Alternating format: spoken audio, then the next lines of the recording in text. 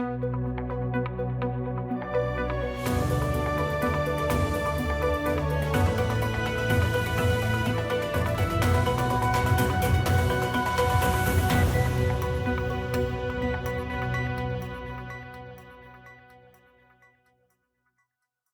today's news, CCT rolls out 5G network across the territory. Resident urges upgrades to Virgin GORDA shelter. Tours Board urges residents to explore BVI gems. And SKN leader calls for end to wars, backs Haiti and Cuba. These and more stories when 284 News returns. We mash the gas, them bite the dust. We set the speed while they gathering rust. Inside we heart BVI come first. So please don't be fooled cause they not like us. Once we mash the gas, them bite the dust. Cause we always fast and we always fuss. If you want real speed, you know who to trust. Somebody better tell them they're not like who?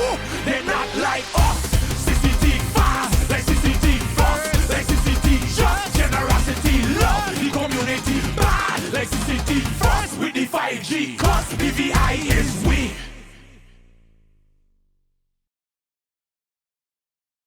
Good evening and welcome back. After taking some time away to refresh and rebrand our look, we're excited to bring you our brand new look, a sharper focus, and the same commitment to keeping you informed. This is 284 News, and we are glad to have you with us. I am Jacques Wooding Donovan, bringing you the latest out of the British Virgin Islands. Caribbean Cellular Telephone has launched the territory's first 5G network, a step that marks the BVI's entry into a new era of digital connectivity.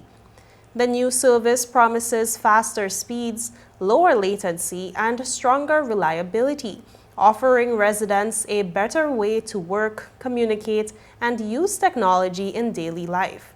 CEO Avrad PENN reflected on this milestone in an interview with 284 Media.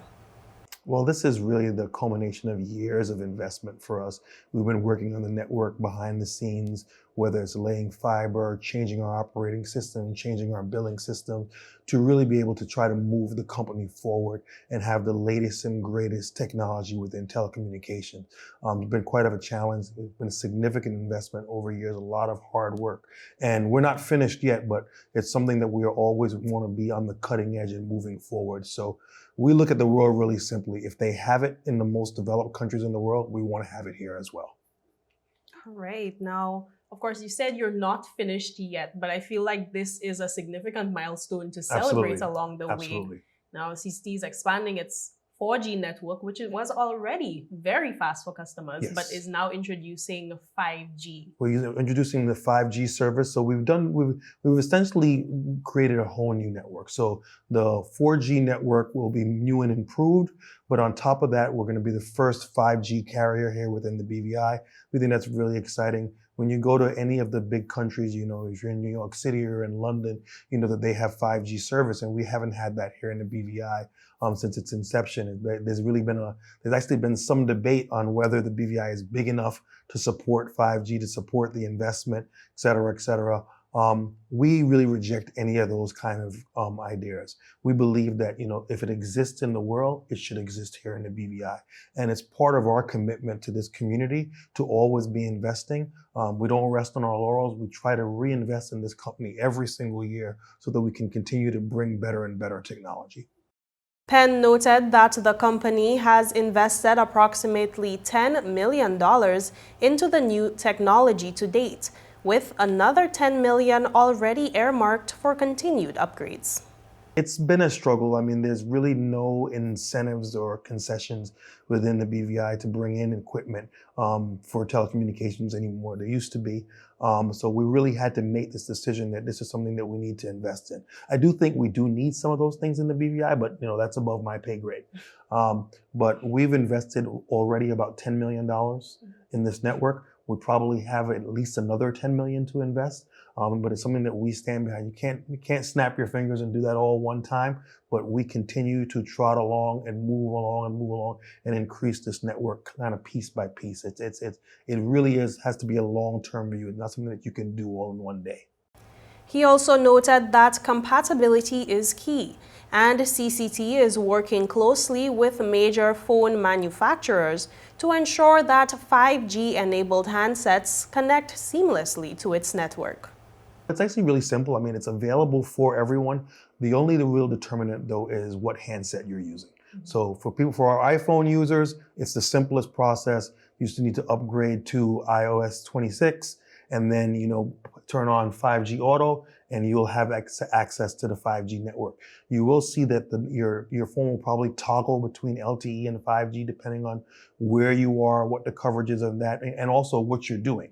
Because the phones are designed to, even if they're on 5G, toggle back to 4G just to conserve power. So there's a lot of things like that you'll see going on, but you will have that available, and you'll notice that increased speed if you do a speed test or you're just surfing the web. It'll be much snappier. In some ways, 5G allows your phone to almost act like it's on Wi-Fi wherever you are. So that's a great thing. So they'll have that. For my non-Apple users, we are working with several other manufacturers, and we anticipate we'll be able to launch the 5G network on those shortly. But in the meantime, they'll also experience the much improved LTE service. In addition to speed and lower latency, PENN emphasized increased reliability as a perk of the new technology. Well, 5G promises, it's really three things. It's speed, it's lower latency, which is the snappiness of your network, how quickly it can react. And then there's much more reliability and ability to have more people on the network, without the reduction of, performance. So that's really kind of the long-term goal, is because you have to have a more and more robust wireless network, because in today's world, everything is connected. If you buy a fridge nowadays, it has internet. If you buy your car has internet. Every single thing is somehow connected in this world. So this is what we really need to continue to drive this economy forward, as well as our company as well. In other news, opposition member Marlon Penn says politicians should not lead public education on self-determination, arguing during the House of Assembly debates that many people do not trust politicians.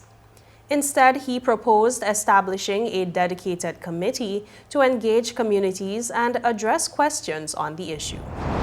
Opposition member and representative for the 8th District, Marlon Penn, does not believe that politicians should be the ones taking the lead in educating the public about self-determination. Debating the Constitutional Review Committee report in the House of Assembly, Penn said the people do not trust politicians. The 8th District representative suggested that a committee should be put in place whose responsibility will be to go into communities to educate people on the issue and to answer their questions and concerns.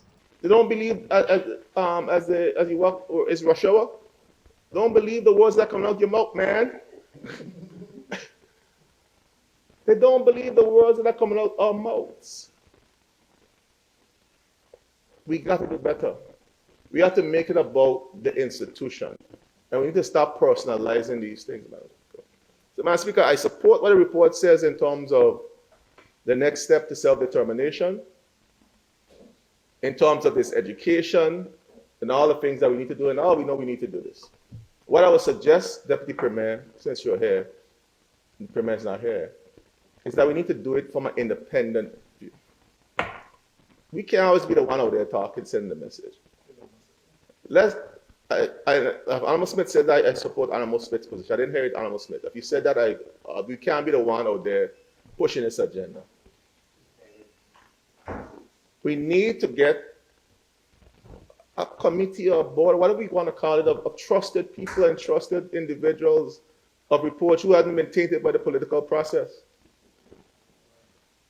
to go there and speak to the people candidly.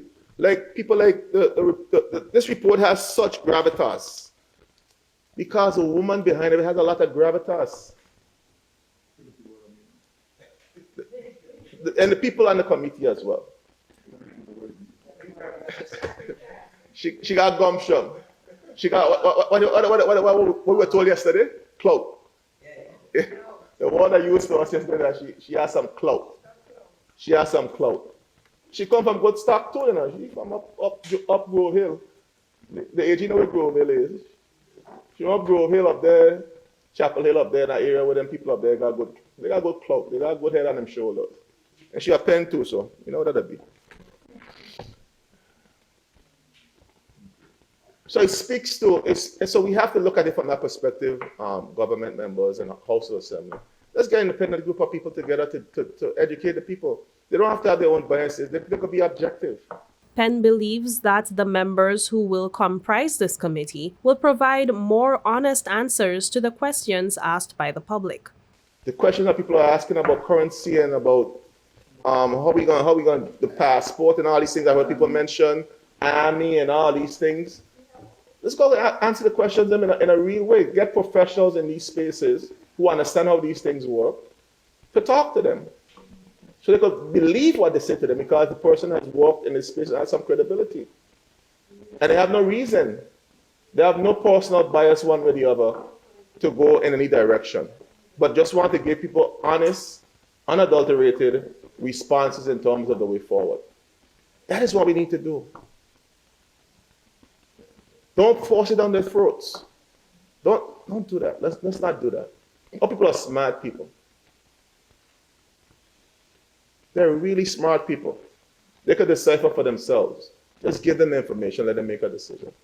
Meanwhile, as the peak of the 2025 hurricane season unfolds, concerns have been raised about preparedness in Virgin Gorda, where a caller to the Look at the Community program warned that a local community center, currently used as a shelter, may not be ready to accommodate residents. More in this report.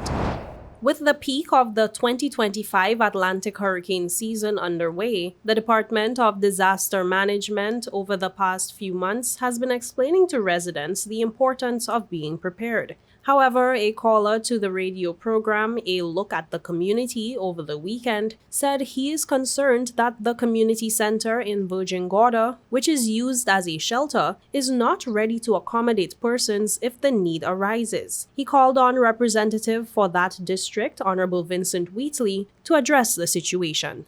I'm calling from Virgin Gorda. Welcome. The community center in South Virgin Gorda is a hurricane shelter, but I visited about 2 weeks ago, and the shelter isn't ready for a Category 3 hurricane. What happened? The shelter needs a facelift. Where there should be glass doors or Miami doors, I was looking at plywood, and there are people living in the building. So I want the representative to take some interest in the people he represents, not just collecting a salary and waiting until next election to get more people behind him. You are in there to serve people. Up next, Tourist Board urges residents to explore BVI gems. St. Kitts and Nevis leader urges end to wars, backs Haiti and Cuba. These and more stories after a word from our sponsors. At Higher BVI, we're not just about business. We're about empowering lives, and that is because we aspire to inspire. By choosing us, you're supporting a company that believes in equal opportunities, diversity, and community growth. Our mission goes beyond profit. It's about providing HR solutions, fostering talent, and leaving a positive impact. Join us in building a better future, a better BVI. Choose Higher BVI, where your support isn't just a transaction, it's a transformation. Together, we're changing lives in these beautiful Virgin Islands. Just give me my service. Yeah. Just give me my service. Just give me my service. Make the switch to CCT. and get connected today. Unlimited talk, text, and data. Visit any CCT store or call us at 444-4444. CCT, Life Unlimited. Welcome back. We continue with news that residents have 1 month left to take advantage of the BVI Tourist Board and Film Commission's staycation. The staycation was launched in July this year and runs until October 30th. Regional Marketing Manager Renisa Scatliff, who is spearheading the promotion, said it is all about encouraging residents to explore and enjoy the beauty of the place they call home. Scatliff also said this program uplifts the tourism sector while reminding persons to take a break, reconnect, and rediscover the treasures in their own backyard. Have 1 month left of the BVI Staycation promotion. It's an annual program that the BVI Tourist Board has for residents to be able to take advantage of a place they call home. We have some amazing deals from our industry partners. And this year, we can find the deals on our website at www.bvistaycation.com and on our social media pages, BVI Staycation. The flip book will allow you to, take a dive into what the industry partners have offered, special discounts ranging from accommodations to spas to activities. So, for example, Rosewood Lyrics Bay, they have a great offer. We have villas such as Villa Almandil, La Azul Villa, we have Scrub Island, we have Wajangara Villa Rentals, and so much more. So we implore all of our residents, to be able to take advantage of this promotion. And we've also extended it to our regional friends in the USVI and St. Martin and Puerto Rico. So this is our annual promotion that we have going on, and we are excited that persons, are also taking advantage of a staycation because we can all do with a little getaway right here in our own backyard. In regional news, the Prime Minister of St. Kitts and Nevis has called for an end to conflicts and greater support for Haiti and Cuba. More details in this report. Prime Minister Terence Drew of St. Kitts and Nevis urged world leaders to pursue peace and solidarity as he addressed the general debate of the 80th session of the United Nations General Assembly on Saturday. Drew, who serves as Minister for Finance and National Security, called for an end to wars in Ukraine, Gaza, Sudan, and other conflict zones, stressing the devastating toll they have taken on innocent lives. Across the globe, conflict continues to wreak havoc. In Gaza, Ukraine, Sudan, the Democratic Republic of Congo, Yemen, and each theater of violence is a theater of human cost. Children displaced, parents bereft, infrastructure destroyed. The pathway to peace is hard and long, but there is no ethical alternative to persistent and constructive diplomacy, to humanitarian corridors that put people above politics, and the courage and will of leaders to commit to a world rooted in peace, justice, and compassion. St. Kitts and Nevis therefore calls for an end to the anguish caused by the horrific genocide that is unfolding in Gaza. We categorically condemn this affront to humanity, for which there must be accountability. We urge for an immediate and unconditional ceasefire for the protection of civilians, of children, of women, of the vulnerable, of the weak. And we also call for the release of hostages and for the restoration of basic necessities and humanitarian access. International law, conscience, and human decency demand no less. Turning to the Caribbean, he also appealed for urgent international support for Haiti as the country continues to grapple with political instability and humanitarian challenges. Drew demanded that the long-standing restrictions on Cuba also be lifted. Our region remains incomplete while Haiti suffers. Haiti's struggle is our shame if we do not respond with resolve. The people of Haiti carry within them an extraordinary history of emancipation and courage.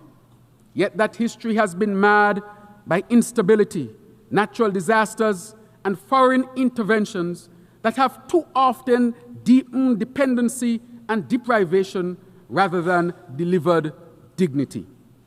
St. Kitts and Nevis and the Caribbean community welcome the commitments of partner states, notably the Kenya-led multinational security support mission and the backing of the OAS and other regional actors to help restore security and to assist in rebuilding Haitian institutions. But security is only the first step. We must invest in Haiti's health, education, agriculture, infrastructure, and governance. We must help rebuild markets so that merchants trade rather than flee. We must help rebuild schools so that children learn rather than languish. We must help rebuild hospitals so that mothers are treated rather than traumatized. Haiti must be allowed to write and lead its own restoration story, and the international community must be a steadfast partner, not a script writer. Madam President, the economic, commercial, and financial embargo against Cuba is a relic that continues to wound an entire people and weaken regional solidarity. Year after year, this Assembly has reaffirmed that the embargo is gravely unjust. St. Kitts and Nevis joins the Caribbean community in calling for its end and for Cuba's removal from the list of state sponsors of terrorism, which isolates it from commerce and cooperation. The Prime Minister's remarks reflected a broader call for multilateralism, fairness, and unity within the international community. Up next, United Nations condemns strikes called extrajudicial killings in international waters, sports, and weather after a quick break. Start the year off with more. More speed, more downloading, more savings, and more fire. CCT Fire Fiber Internet gives you the speed you need to keep the whole family connected. Packages starting at $119 with speeds from 300 megabytes per second, super fast, unlimited downloads, even more reliable connectivity, plus free live streaming TV for the family to enjoy. Sign up for the absolute best fiber internet service in the BVI, CCT Fire, and pay no installation fee. Plus, get CCT Live TV for free. You deserve more. Get more with CCT. Life Unlimited.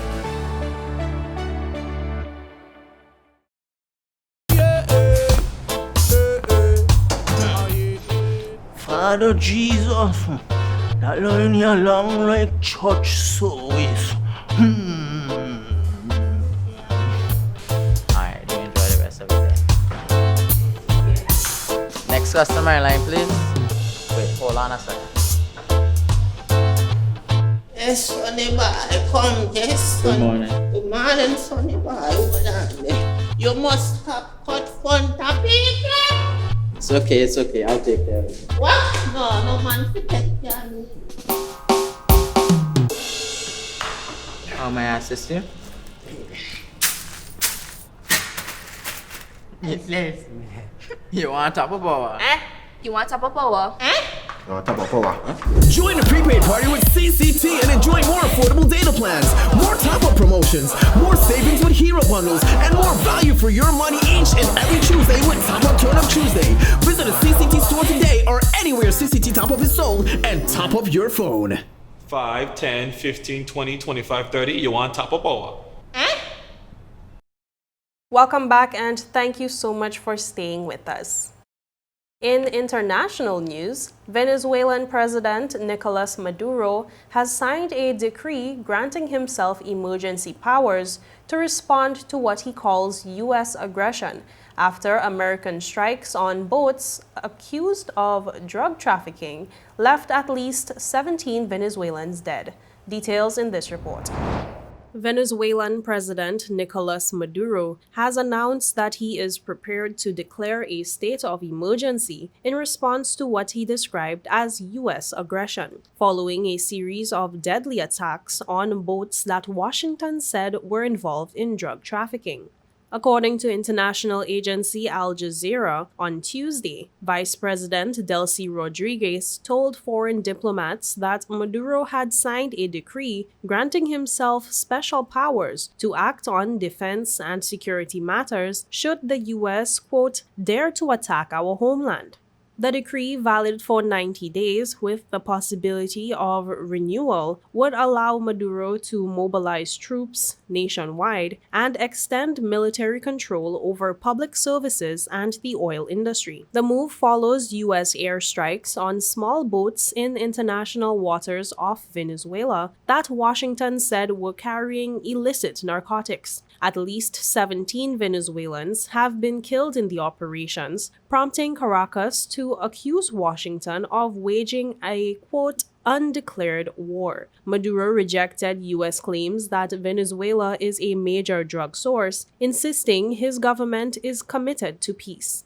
Meanwhile, U.S. President Donald Trump has escalated pressure by deploying 8 warships, a nuclear-powered submarine, and F-35 stealth fighters into the Caribbean region, with additional aircraft stationed in Puerto Rico. Trump has framed the operation as part of efforts to curb narcotics trafficking, despite United Nations and U.S. data showing that Venezuela is not a major supplier of cocaine to North America. International experts and UN officials have condemned the U.S. strikes, calling them extrajudicial killings, since those targeted had not been to court.